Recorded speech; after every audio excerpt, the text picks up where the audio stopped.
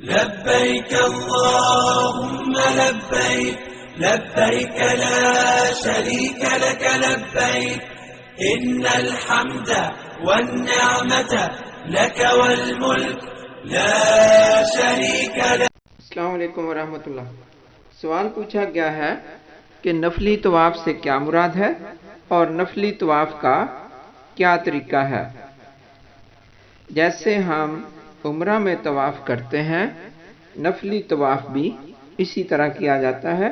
فرق یہ ہے کہ عمرہ کے دوران ہم احرام باندھتے ہیں، جبکہ نفلی طواف میں ہم احرام نہیں باندھتے، یہاں پہ ہم سادہ کپڑوں میں ملبوس ہوتے ہیں۔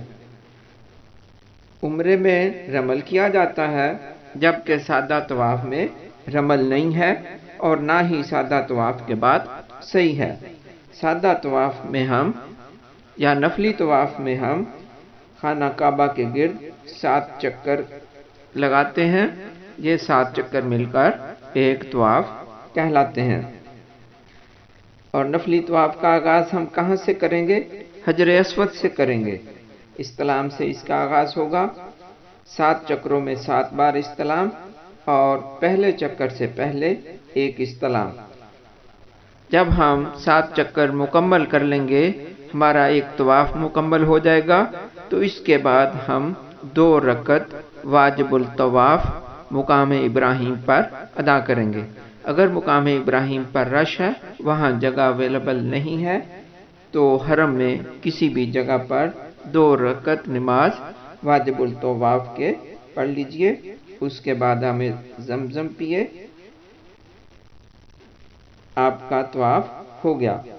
ایک روایت میں ہے کہ بیت اللہ شریف کے 50 طواف کرنے والا گناہوں سے پاک ہو جاتا ہے۔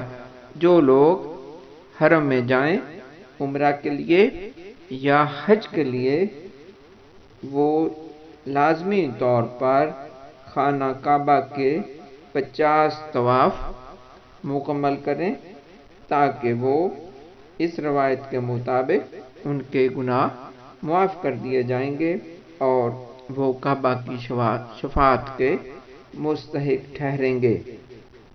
تو آپ کو پہلی فرصت میں 50 طواف مکمل کرنے چاہیے۔ اللہ تعالیٰ آپ کو توفیق دے، آپ کا حامی و ناصر ہو، آپ کے حج اور عمرے کو قبول کرے، آسان فرمائے، آمین۔